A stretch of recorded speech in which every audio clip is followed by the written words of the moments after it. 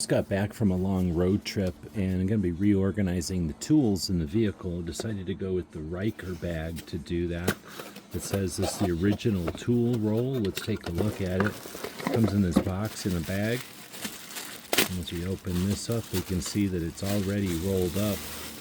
It's got a strap, a shoulder strap with these metal connections.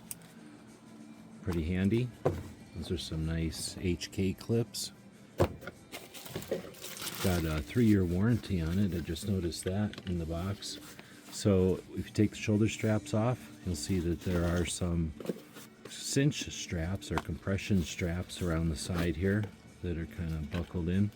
We'll unbuckle those, and that's going to allow us to unroll the bag.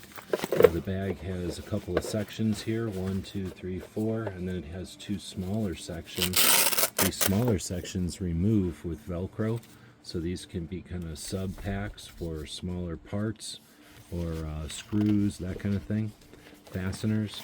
Now when you fill these with different either tools or fasteners or whatever you're going to use, hardware, you can just carry it around like a big taco, or you can kind of ignore this small strap and go ahead and roll it up.